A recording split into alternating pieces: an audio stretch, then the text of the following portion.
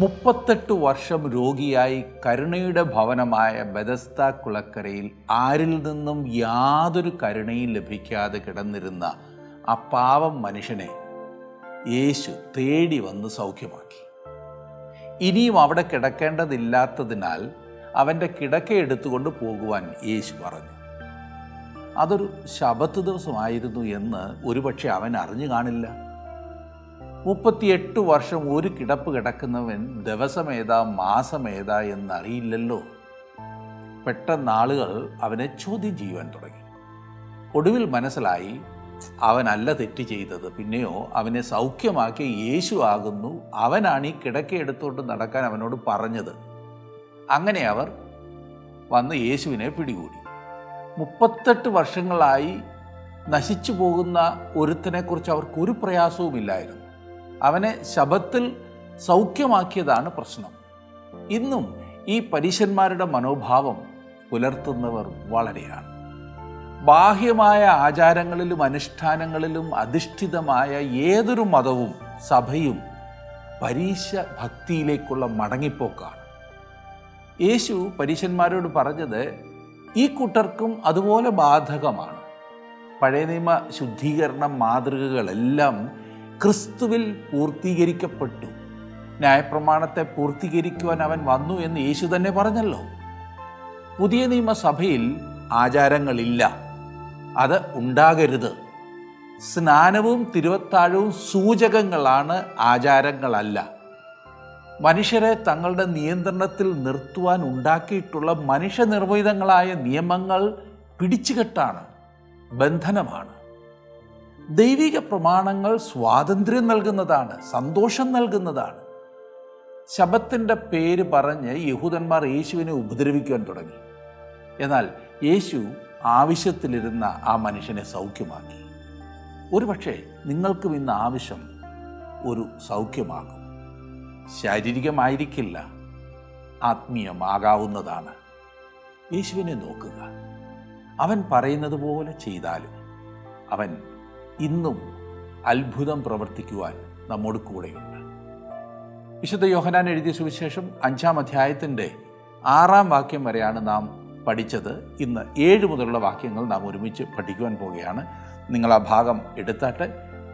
യോഹന്നാൻ്റെ സുവിശേഷം 5-ാം അധ്യായം.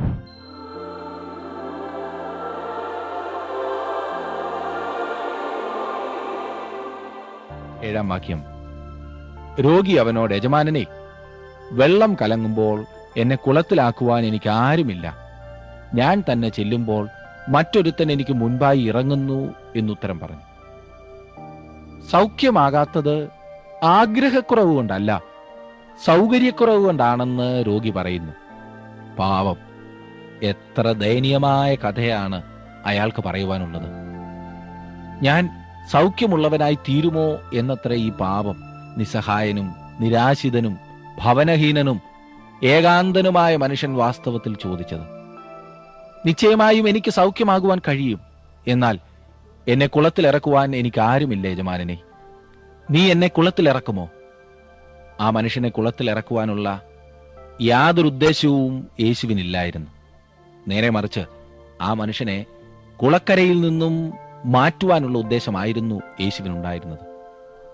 ആ മനുഷ്യൻ തൻ്റെ ദൃഷ്ടി യേശുവിൽ പതിപ്പിച്ച നിമിഷം എന്തോ ഒന്ന് സംഭവിച്ചു.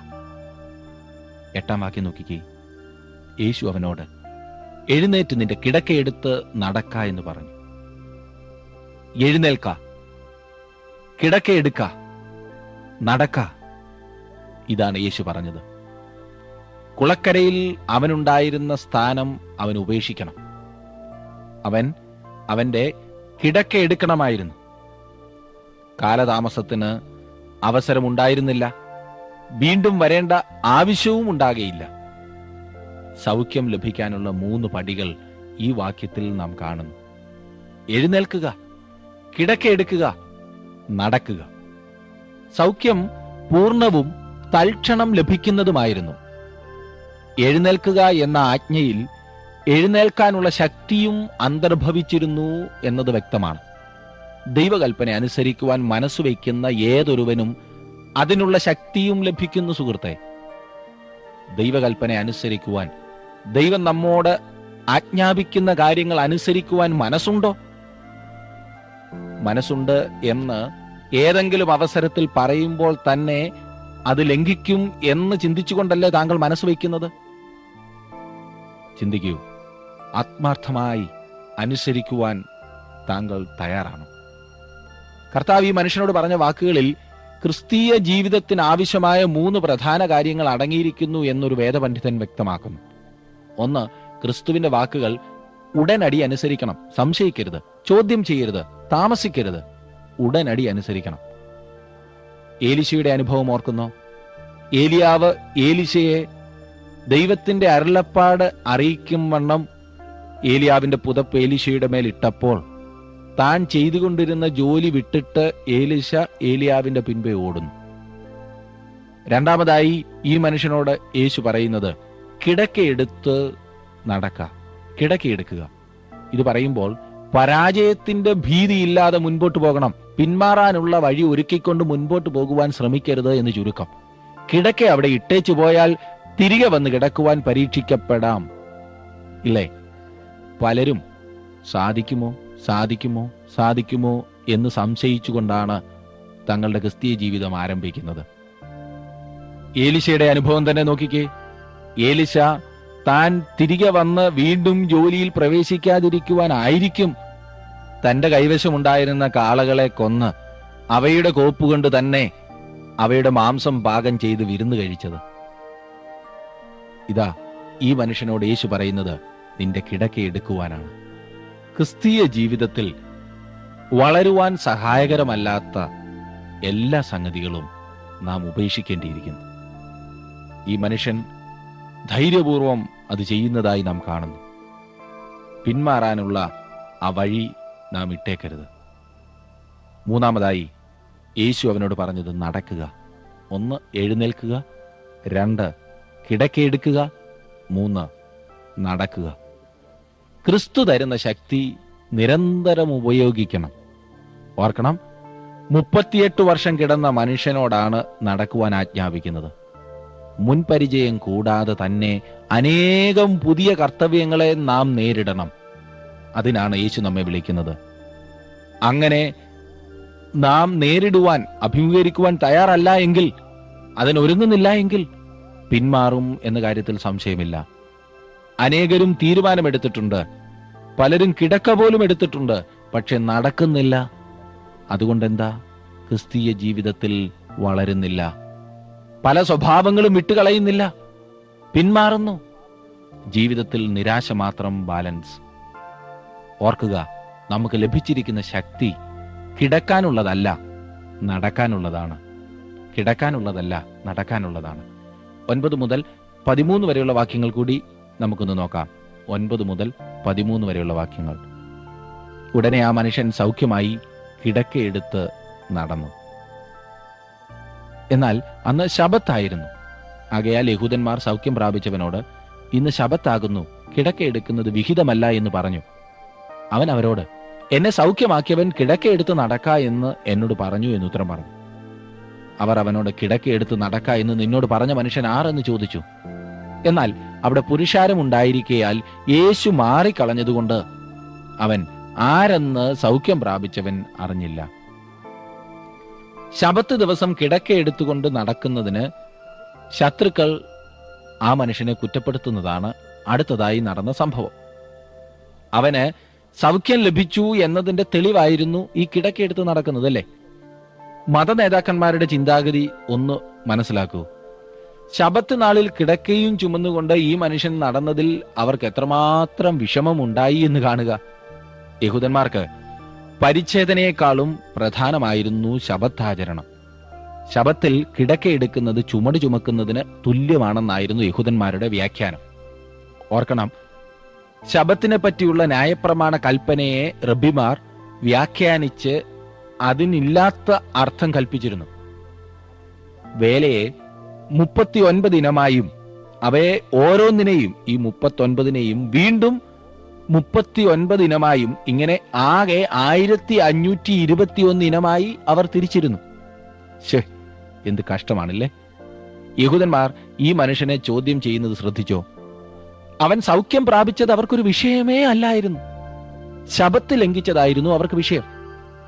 അവൻ സൗഖ്യം പ്രാപിച്ചതിൽ സന്തോഷമോ സൗഖ്യമാക്കിയ ആളിനെപ്പറ്റി അഭിനന്ദനമോ അവർക്കില്ല. ഒരു ആചാരത്തിന്റെ ലംഘനത്തിൽ അവർ ക്ഷോഭിച്ചു വശായി. ഓർക്കണം, 38 വർഷങ്ങളായി ഈ മനുഷ്യൻ രോഗിയായിരുന്നു. സകല സന്തോഷവും സകല ആശകളും നഷ്ടപ്പെട്ട ഒരു പാവം മനുഷ്യൻ. ആ മനുഷ്യന്റെ കുടുംബത്തിൽ ഒരു സന്തോഷവും ഉണ്ടായിരുന്നിരിക്കില്ല. അങ്ങനൊരു കുടുംബം അവനുണ്ടായിരുന്നെങ്കിൽ. 38 വർഷങ്ങളായി ഈ മനുഷ്യനെ കുറിച്ച് യഹൂദന്മാർക്ക് ഒരു പ്രയാസവുമില്ലായിരുന്നു. കാരണമുണ്ട്, അവൻ ശബത്ത് ലംഘിക്കുന്നില്ലല്ലോ, അനങ്ങാതെ അവിടെ കിടന്നോളുമല്ലോ. ഇന്ന് പലരിലും ഈ അജ്ഞത വളരെയാണ്. ഒരു സഭാംഗം എങ്ങനെ നടന്നാലും പ്രശ്നമല്ലാത്ത സഭകൾ അല്ലെങ്കിൽ മതങ്ങൾ, ആ സഭയിലെയോ മതത്തിലെയോ ഒരു വ്യക്തി അതിലെ ആചാരങ്ങളൊക്കെ അനുഷ്ഠിക്കണം, വരുമാനത്തിന്റെ വീതം നൽകണം, അത്ര മാത്രമേ ചിന്തിക്കാറുള്ളൂ. അല്ല, വരുമാനം വാങ്ങുവാനുള്ള ഒരു ഉപാധിയാണല്ലോ ഒട്ടുമുക്കാലും ആചാരങ്ങൾ, അല്ലേ? എത്ര ദുർനടപ്പുകാരനാണെങ്കിലും സാരമില്ല, ഞങ്ങളുടെ അംഗമായിരിക്കണം. എന്നാൽ പലരും ഈ അവസ്ഥയിൽ ആശ നഷ്ടപ്പെട്ടവരായി കഴിഞ്ഞുകൂടുന്നു. തകർന്ന വ്യക്തിജീവിതങ്ങൾ, കുഴഞ്ഞ കുടുംബ ബന്ധങ്ങൾ, ആർക്കും ഇതൊരു പ്രശ്നമല്ല. എന്നാൽ ഒരു ദിവസം ഈ തകർന്ന വ്യക്തി കർത്താവായ യേശുക്രിസ്തുവിലൂടെ രക്ഷയുടെ ആ സന്തോഷത്തിലേക്ക്, ആ അനുഭവത്തിലേക്ക് വന്നെന്നിരിക്കട്ടെ. അങ്ങനെ അവൻ വരുന്ന അവസരത്തിൽ ഈ വ്യക്തിക്ക് ഈ ബാഹ്യ പ്രകടനങ്ങൾ കൊണ്ടോ അർത്ഥമില്ലാത്ത ആചാരങ്ങൾ കൊണ്ടോ തൃപ്തിപ്പെടുവാൻ സാധ്യമല്ല. ആരെയും കുറ്റം പറഞ്ഞിട്ട് കാര്യമില്ല, അതങ്ങനെ തന്നെയാണ്. ആ വ്യക്തി ദൈവമക്കളോട് ചേർന്ന് സത്യത്തിലും ആത്മാവിലും ദൈവത്തെ ആരാധിക്കുവാൻ ആരംഭിച്ചെന്ന് വന്നേക്കാം. എന്നെ മനസ്സിലാക്കണം, ഈ സഭ ചാടി നടക്കുന്നവർ ചെയ്യുന്നതെല്ലാം ശരിയാണെന്നല്ല ഞാൻ പറഞ്ഞത്. മനസ്സിലായല്ലോ? ജീവിതത്തിൽ ഉണ്ടാകുന്ന രൂപാന്തരമാകുന്നു എന്റെ വിഷയം. അതാണ് പ്രധാനപ്പെട്ടത്. അങ്ങനെ രൂപാന്തരപ്പെട്ട് കഴിഞ്ഞാൽ അങ്ങനെയുള്ളവരെ പ്രോത്സാഹിപ്പിക്കുവാനോ രൂപാന്തരപ്പെട്ടവരോടൊത്ത് സന്തോഷിക്കുവാനോ പലർക്കും സാധിക്കുന്നില്ല. അവർക്ക് പ്രശ്നം ആചാരം ലംഘിക്കുന്നതാണ്. ഈ അജ്ഞത മാറേണ്ടിയിരിക്കുന്നു സുഹൃത്തെ. അങ്ങനെ കടുംപിടുത്തം പിടിക്കുന്നവർ ഈ പ്രിയപ്പെട്ടവർക്ക് വളരുവാനുള്ള, നടക്കുവാനുള്ള അവസരം ഒരുക്കി കൊടുക്കുക. അല്ലെങ്കിൽ മിണ്ടാതിരിക്കെ അവർ ദൈവകൃപയിൽ വളരുവാൻ, ദൈവത്തെ അനുസരിക്കുവാൻ, മറ്റുള്ള ദൈവമക്കളുമായി കൂട്ടായ്മ ആചരിക്കുവാൻ അവസരമുണ്ടാകട്ടെ. തന്നെ സൗഖ്യമാക്കിയത് ആരെന്ന് ആ മനുഷ്യൻ അറിയുവാൻ കഴിയാത്ത വിധം അത്ഭുതകരമായ രീതിയിൽ നമ്മുടെ കർത്താവ് ആ ദിവസം ആൾക്കൂട്ടത്തിൽ നിന്ന് ഒഴിഞ്ഞു മാറുകയാണ് ചെയ്തത്. വിചിത്രമായി തോന്നുന്നോ? എങ്കിൽ അതെന്തിനാകുന്നു എന്ന് നമുക്ക് തുടർന്ന് പഠിക്കുമ്പോൾ മനസ്സിലാക്കുവാൻ സാധിക്കും. ഇനിയും 14 മുതൽ 16 വരെയുള്ള വാക്യങ്ങൾ നോക്കിക്കേ. ഞാൻ 5-ാം അധ്യായത്തിൽ തന്നെയാണ്, നിങ്ങൾ ശ്രദ്ധിക്കുന്നുണ്ടല്ലോ. അനന്തരം യേശു അവനെ ദേവാലയത്തിൽ വെച്ച് കണ്ടു. അവനോട്, നോക്ക്, നിനക്ക് സൗഖ്യമായല്ലോ, അധികം തിന്മയായത് ഭവിക്കാതിരിപ്പാൻ ഇനിയും പാപം ചെയ്യരുത് എന്ന് പറഞ്ഞു. ആ മനുഷ്യൻ പോയി തന്നെ സൗഖ്യമാക്കിയത് യേശു എന്ന് യഹൂദന്മാരോട് അറിയിച്ചു. യേശു ശബത്തിൽ അത് ചെയ്യുക കൊണ്ട് യഹൂദന്മാർ അവനെ ഉപദ്രവിച്ചു. വാസ്തവത്തിൽ സംഭവിച്ചത് ഇതാണ്. കർത്താവ് ആ മനുഷ്യന് ബെഥസ്ദ കുളക്കരയിൽ വെച്ച് ശാരീരികമായ സൗഖ്യവും ദേവാലയത്തിൽ വെച്ച് ആത്മീയമായ സൗഖ്യവും നൽകി. പാപമാണ് ആ മനുഷ്യന്റെ ജീവിതത്തിൽ പ്രയാസം ഉളവാക്കിയത്. അവന്റെ പ്രശ്നത്തിന് കാരണം അതായിരുന്നു. ആദ്യം അവന് ഒരു നല്ല ശരീരവും പിന്നീട് നല്ല ആത്മാവും ലഭിച്ചു. അവൻ യേശുവിനെ അറിയുവാനിടയായി. യേശു ആരെന്ന് ഇപ്പോൾ അവന് പറയുവാൻ കഴിയും. ഈ ബലഹീനനായ മനുഷ്യൻ കുളത്തിൽ നോക്കിക്കൊണ്ട് വർഷങ്ങളോളം കാത്തു കിടക്കുകയായിരുന്നു. ഒരു ദിവസം ദൈവത്തിന്റെ കുഞ്ഞാട് യേശു ആ വഴി വന്ന് അവനെ കണ്ടു. തുടർന്ന് ആ മനുഷ്യൻ യേശുവിനെ കണ്ടു. ശക്തിഹീനനായ മനുഷ്യൻ സർവശക്തനായ മനുഷ്യനെ കണ്ടുമുട്ടി. അന്ന് ആ മണ്ഡപങ്ങളിൽ അനേകം ആളുകൾ ഉണ്ടായിരുന്നു എന്നതിൽ തർക്കമില്ല. എന്നാൽ അവർ സൗഖ്യമായില്ല എന്നതത്രേ എനിക്ക് അത്ഭുതകരമായി തോന്നുന്ന കാര്യം. ഇന്ന് രക്ഷിക്കപ്പെടാത്ത ബഹുപുരുഷാരമുണ്ട് സുഹൃത്തെ. അവരെ രക്ഷിക്കുവാൻ യേശുവിന് ആഗ്രഹമില്ലേ? തീർച്ചയായും ഉണ്ട്. എന്നാൽ അവർ യേശുവിങ്കിലേക്ക് നോക്കുന്നില്ല. അവർ കാത്തിരിക്കുകയാണ്. എന്തെങ്കിലും സംഭവിക്കട്ടെ എന്ന് കരുതി കാത്തിരിക്കുന്നവരാണവർ. ഈ സംഭവമാണ് യേശുവിനെ വെറുക്കുവാൻ കാരണമാക്കി തീർത്തത്. യഹൂദന്മാരുടെ ഇടയിലെ മതഭരണാധികാരികളെക്കുറിച്ചാണ് യഹൂദന്മാർ എന്ന് ഇവിടെ യോഹന്നാൻ രേഖപ്പെടുത്തിയിരിക്കുന്നത്. ഈ കാരണത്താലാണ് അവർ യേശുവിനെ ഉപദ്രവിക്കുന്നതിനും കൊല്ലുന്നതിനും തക്കം അന്വേഷിച്ചത്. 17-ാം വാക്യത്തിൽ നാം കാണുന്നത്, യേശു അവരോട്, എന്റെ പിതാവ് ഇന്നുവരെയും പ്രവർത്തിക്കുന്നു, ഞാനും പ്രവർത്തിക്കുന്നു എന്നുത്തരം പറഞ്ഞു. ആ മനുഷ്യൻ പാപക്കുഴിയിൽ വീണുപോയപ്പോൾ യേശുക്രിസ്തുവിനും പിതാവിനും ശബത്ത് ദിവസം വിശ്രമിക്കുവാൻ കഴിഞ്ഞില്ല. ഭൗതിക പ്രപഞ്ചത്തിന്റെ സൃഷ്ടിപ്പിന് ശേഷം ദൈവം വിശ്രമിച്ചെങ്കിലും മനുഷ്യന്റെ സൃഷ്ടിപ്പിന് ശേഷം അവൻ വിശ്രമിച്ചില്ല എന്ന് കാണുന്നു. കാരണം മനുഷ്യൻ ഒരു കാളയെപ്പോലെ കുഴഞ്ഞ ചേറ്റിൽ വീണിരിക്കുകയാണ്. സ്വയം രക്ഷപ്പെടുവാൻ സാധിക്കാതെ അവൻ ഭാരപ്പെടുകയാണ്. അതുകൊണ്ട് സ്നേഹവാനായ ദൈവത്തിന്, പിതാവിന് വിശ്രമിക്കുവാൻ കഴിയുന്നില്ല. മനുഷ്യന്റെ യഥാർത്ഥ വിശ്രമം ശാരീരിക അധ്വാനത്തിൽ നിന്നും വിരമിക്കുന്നതല്ല, പ്രത്യുത ദിവ്യവും സ്വർഗീയവുമായ കാര്യങ്ങളോടുള്ള ബന്ധത്തിലുള്ളതാണ്. നിഷേധാർത്ഥത്തിലുള്ളതും പാരമ്പര്യമനുസരിച്ചുള്ളതുമായ ഒരു ശബത്താചരണത്തെ സ്ഥാപിതാർത്ഥത്തിലുള്ളതും ആത്മികാനുഭവത്തെ മുൻനിർത്തിയുള്ളതുമായ യഥാർത്ഥ ശബത്താചരണവുമായി കർത്താവ് താരതമ്യം ചെയ്യുകയാണ്. ആദ്യത്തേത് രണ്ടാമത്തേതിനുള്ള ഒരു ഒരുക്കം മാത്രമാണ്. ഞാനും പ്രവർത്തിക്കുന്നു എന്നതിനാൽ യേശു അർത്ഥമാക്കുന്നത് പിതാവിന്റെ പ്രവർത്തികളെ അനുകരിക്കുകയല്ല, അവയ്ക്ക് തുല്യമായി സമാന്തരമായി പ്രവർത്തിക്കുകയാണ് താൻ ചെയ്യുന്നത് എന്നത്രേ. ശബത്ത് നിയമിച്ച ദൈവത്തിന് പ്രവർത്തിക്കുവാൻ തടസ്സമല്ല ശബത്ത്. പിതാവിന്റെ അതേ സ്ഥാനവും പദവിയുമാണ് യേശു അവകാശപ്പെടുന്നത്. ദൈവം ശബത്ത് ലംഘിക്കുന്നില്ല എങ്കിൽ താനും ലംഘിക്കുന്നില്ല എന്ന സാരമാകുന്നു ഇവിടെ കാണുവാൻ കഴിയുന്നത്. യേശുവിന്റെ വാക്കുകളാൽ യഹൂദന്മാർക്ക് മനസ്സിലായത് നിസ്തുലവും വ്യക്തിപരവുമായ പുത്രത്വമാണ്. അതിനാൽ സാരാംശത്തിൽ യേശുവിന് ദൈവത്തോട് ഐക്യമുണ്ടെന്ന് അവർ മനസ്സിലാക്കി. എന്റെ പിതാവ് എന്ന് യേശു പറഞ്ഞത് വ്യത്യസ്തമായ അർത്ഥം ഉൾക്കൊള്ളുന്നതും ദൈവദൂഷണപരവുമാണെന്ന് യഹൂദന്മാർ മനസ്സിലാക്കി.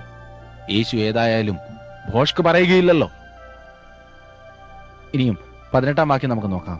അവിടെ പറയുന്നത്, അങ്ങനെ അവൻ ശബത്തിനെ ലംഘിച്ചത് കൊണ്ട് മാത്രമല്ല, ദൈവം സ്വന്തം പിതാവ് എന്ന് പറഞ്ഞ് തന്നെത്താൻ ദൈവത്തോട് സമമാക്കിയതുകൊണ്ടും യഹൂദന്മാർ അവനെ കൊല്ലുവാൻ അധികമായി ശ്രമിച്ചു പോന്നു.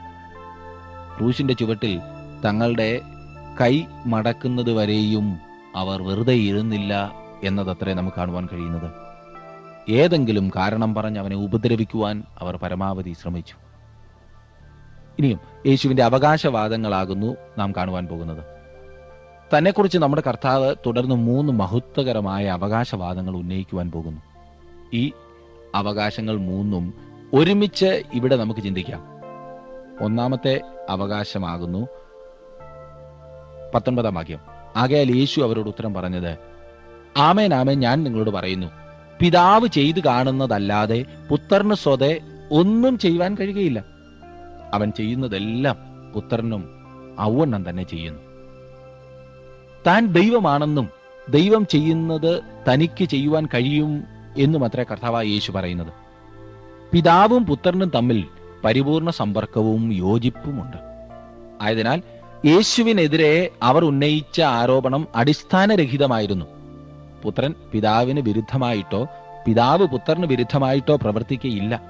അതുകൊണ്ട് ദൈവം ചെയ്യുന്നതാണ് യേശു ചെയ്യുന്നത്. യേശുവിന് പാപങ്ങൾ ക്ഷമിക്കുവാൻ കഴിയും. പിതാവും പുത്രനും തമ്മിൽ വ്യക്തിപരമായ അടുത്ത ബന്ധമുണ്ട് എന്ന് തുടർന്ന് യേശു പറയുന്നു. 17ഉം 18ഉം വാക്യങ്ങളിൽ സാരാംശത്തിലുള്ള ഐക്യം വെളിപ്പെടുത്തിയെങ്കിൽ ഈ വാക്യത്തിൽ, അതായത് 19-ാം വാക്യത്തിൽ പ്രവൃത്തിയിലുള്ള ഐക്യമാണ് പ്രധാനം. പിതാവ് ചെയ്യുന്നതിന്റെ അനുകരണങ്ങളല്ല, പിതാവ് ചെയ്യുന്ന അതേ പ്രവൃത്തികളാണ് പുത്രൻ ചെയ്യുന്നത്. 20-ാം വാക്യത്തിൽ നാം കാണുന്നത്, പിതാവ് പുത്രനെ സ്നേഹിക്കുകയും താൻ ചെയ്യുന്നതൊക്കെയും അവന് കാണിച്ചു കൊടുക്കുകയും ചെയ്യുന്നു. നിങ്ങൾ ആശ്ചര്യപ്പെടുമാറ് ഇവയിൽ വലിയ പ്രവൃത്തികളും അവന് കാണിച്ചു കൊടുക്കും. ഇനിയും രണ്ടാമത്തെ അവകാശവാദം ഇതാണ്. 21-ാം വാക്യം. പിതാവ് മരിച്ചവരെ ഉണർത്തി ജീവിപ്പിക്കുന്നത് പോലെ പുത്രനും താൻ ഇച്ഛിക്കുന്നവരെ ജീവിപ്പിക്കുന്നു. തനിക്കിഷ്ടമുള്ളവരെ യേശു ജീവിപ്പിക്കുകയും ജീവൻ കൊടുക്കുകയും ചെയ്യുന്നു. പിതാവ് മരിച്ചവരെ ജീവിപ്പിക്കുന്നു എങ്കിൽ പുത്രനും മരിച്ചവരെ ജീവിപ്പിക്കുന്നു. മരിച്ചവരെ ഉയർപ്പിക്കുവാനുള്ള വരം അപ്പസ്തോലിക വരമായിരുന്നു. രോഗശാന്തി വരത്തോടൊപ്പം അത് അവർക്ക് നൽകിയതാകുന്നു എന്ന് പൗലോസും പത്രോസും മരിച്ചവരെ ഉയർപ്പിച്ചതായും നാം കാണും. കർത്താവായ യേശു മരിച്ചവരെ ഉയർപ്പിച്ചു. അവൻ ദൈവമായതിനാലാണ് മരിച്ചവരെ ഉയർപ്പിച്ചത്. കർത്താവായ യേശുവിന്റെ നാമത്തിലാണ് മറ്റുള്ളവർ മരിച്ചവരെ ഉയർപ്പിച്ചത്.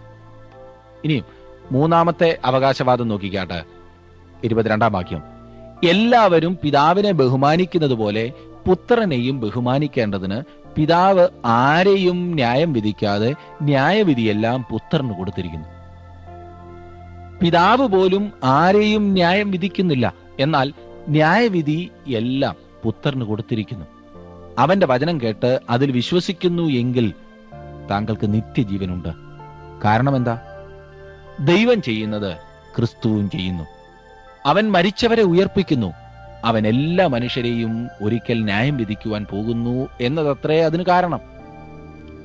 രക്ഷിക്കപ്പെട്ടവർ എങ്കിലും നഷ്ടപ്പെട്ടവരെങ്കിലും എല്ലാവരും അവന്റെ മുൻപിൽ നിൽക്കുവാൻ പോകുന്നു. വിശ്വാസികൾ അവന്റെ ന്യായാസനത്തിന്റെ മുൻപാകെ പ്രതിഫലത്തിനായി നിൽക്കും. 2 കൊരിന്ത്യർ 5:10 നാം വായിക്കുന്നു, അവനവൻ ശരീരത്തിൽ ഇരിക്കുമ്പോൾ ചെയ്തത് നല്ലതാകിലും തീയതാകിലും അതിന് തക്കവണ്ണം പ്രാപിക്കേണ്ടതിന് നാം എല്ലാവരും ക്രിസ്തുവിന്റെ ന്യായാസനത്തിന്റെ മുൻപാകെ വെളിപ്പെടേണ്ടതാകുന്നു എന്ന്. രക്ഷിക്കപ്പെടാത്തവർ വലിയ വെള്ളസിംഹാസനത്തിന് മുൻപാകെ നിൽക്കുമെന്ന് വെളിപ്പാട് പുസ്തകം 20 അധ്യായത്തിന്റെ 11 വാക്യത്തിൽ നാം വായിക്കുന്നു.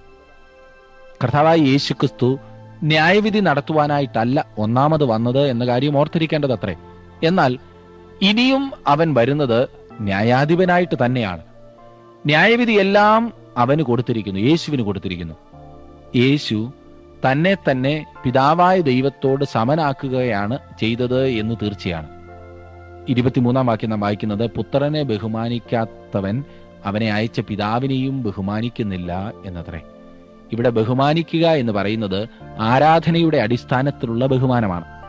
ഈ ജനം അധരം കൊണ്ടെന്നെ ബഹുമാനിക്കുന്നു എന്ന് പ്രവാചകനിലൂടെ ദൈവം പറഞ്ഞപ്പോഴും ആരാധനയാണ് അവിടെ അർത്ഥമാക്കിയതെന്ന് കഴിഞ്ഞ അധ്യായത്തിൽ നാം ചിന്തിച്ചതായിരുന്നല്ലോ. 17 18 വാക്യങ്ങളിൽ നാം കണ്ടത് പിതാവും പുത്രനും സാരാംശത്തിൽ സമത്വമുള്ളവരാകുന്നു എന്നത്രേ. 19 വാക്യത്തിൽ വന്നപ്പോൾ അവർ പ്രവൃത്തിയിൽ സമത്വമുള്ളവരാകുന്നു എന്ന് കണ്ടു. എന്നാൽ ഇവിടെ ആരാധനയിൽ അവർ സമത്വമുള്ളവരാകുന്നു എന്ന് നാം കാണുന്നു. ക്രിസ്തു ദൈവമാണെന്നുള്ളതിന്റെ ശക്തമായൊരു തെളിവത്രേ ഇത്. പിതാവായ ദൈവത്തെ ബഹുമാനിക്കുകയും പുത്രനെ ബഹുമാനിക്കാതിരിക്കുകയും ചെയ്യുവാൻ സാധ്യമല്ല. തുല്യ ബഹുമാനം പിതാവ് തന്നെ നിയമിച്ചിരിക്കുകയാണ് എന്ന് യേശു കർത്താവ് വ്യക്തമാക്കുന്നു. ഈ 3 അവകാശവാദങ്ങളുടെ അടിസ്ഥാനത്തിലാണ് യേശു തുടർന്ന് 24 വാക്യത്തിൽ മഹത്വകരമായി പ്രസ്താവന ചെയ്തിരിക്കുന്നത്. 24 വാക്യത്തിൽ നാം വായിക്കുന്നത്, ആമേൻ ആമേൻ ഞാൻ നിങ്ങളോട് പറയുന്നു, എന്റെ വചനം കേട്ട് എന്നെ അയച്ചവനെ വിശ്വസിക്കുന്നവന് നിത്യജീവനുണ്ട്. അവൻ ന്യായവിധിയിലാകാതെ മരണത്തിൽ നിന്ന് ജീവങ്കലേക്ക് കടന്നിരിക്കുന്നു. മനോഹരമായിരിക്കുന്നില്ലേ? നിത്യജീവനുണ്ട് എന്ന് പറഞ്ഞിരിക്കുന്നത് ശ്രദ്ധിക്കുക. ഇപ്പോൾ തന്നെ വർത്തമാനകാലമാണ് ഇവിടെ ഉപയോഗിച്ചിരിക്കുന്നത്. വിശ്വാസി ന്യായവിധിയിലാകുന്നില്ല, അവൻ മരണത്തിൽ നിന്ന് ജീവങ്കലേക്ക് കടന്നിരിക്കുന്നു. ഇത് മഹത്തായ ഒരു വാഗ്ദത്തം തന്നെയാണ്. എന്നാൽ ആരാണിത് പറയുന്നത്? നല്ല വാഗ്ദത്തമാണ്. പറയുന്ന ആള് ആരാകുന്നു എന്ന് നാം അറിയണ്ടേ? അതത്രേ ഇവിടെ ചിന്തിക്കേണ്ട പ്രധാന വസ്തുത. ആർക്കെങ്കിലും അങ്ങനെ അങ്ങ് അവകാശപ്പെടുവാൻ ഒക്കുമോ? എന്റെ വചനം കേട്ട് എന്നെ അയച്ചവനെ വിശ്വസിക്കുന്നവന് നിത്യജീവനുണ്ട്, അവൻ ന്യായവിധിയിലാകാതെ മരണത്തിൽ നിന്ന് ജീവങ്കലേക്ക് കടന്നിരിക്കുന്നു എന്ന് ആരാണ് ഈ വാക്കുകൾ പറഞ്ഞത്? തന്നെക്കുറിച്ച് 3 പ്രസ്താവനകൾ ക്രിസ്തു ഈ വാക്യത്തിന് ആധാരമായി നമുക്ക് നൽകിയിട്ടുണ്ട്. 1, 19 വാക്യത്തിൽ അവൻ ദൈവമാകുന്നു എന്ന്. 2, അവൻ മരിച്ചവരെ ഉയർപ്പിക്കുന്നു എന്ന് 21 വാക്യത്തിൽ നാം കണ്ടു. 3, അവൻ ന്യായം വിധിക്കുവാൻ പോകുന്നു എന്ന് 22 വാക്യത്തിൽ നാം കണ്ടു. ദൈവം തന്റെ മക്കൾക്ക് നൽകുന്ന ഒരു ഉറപ്പാണ് 24 വാക്യത്തിൽ നമുക്കുള്ളത്. യേശുവിൽ വിശ്വസിക്കുന്നവന് നിത്യജീവനുണ്ട്. ഭാവിയിൽ അങ്ങനെ ലഭിക്കുമെന്നോ ലഭിക്കുവാൻ ഇടയുണ്ട് എന്നോ അല്ല, വിശ്വസിക്കുന്ന നിമിഷത്തിൽ തന്നെ ലഭിച്ചു കഴിഞ്ഞു സുഹൃത്തെ. നിത്യജീവൻ മരണാനന്തരം പ്രാപിക്കുകയല്ല, അല്പാൽപ്പം പ്രാപിക്കുകയുമല്ല, വിശ്വസിക്കുന്ന അതേ നിമിഷത്തിൽ നിത്യജീവൻ പ്രാപിക്കുന്നു. അതെ, ദൈവവുമായുള്ള നമ്മുടെ നിരന്തര സമ്പർക്കമാണല്ലോ ജീവൻ. ഇന്നത്തെ പഠനം നിങ്ങൾക്ക് പ്രയോജനകരമായിരുന്നു എന്ന് വിശ്വസിക്കുന്നു. ദൈവവചന പഠനം എപ്പോഴും ആനന്ദദായകമാണ്. അതുകൊണ്ട് തുടർന്നും ഈ പഠനം നിങ്ങൾ ശ്രദ്ധിച്ചാലും പ്രയോജനപ്പെടുത്തിയാലും മറ്റുള്ളവർ പ്രയോജനപ്പെടുത്തുവാൻ അവരെ പ്രോത്സാഹിപ്പിച്ചാലും വളരെ നന്ദി. അടുത്ത ക്ലാസ്സിൽ നമുക്ക് വീണ്ടും കാണാം.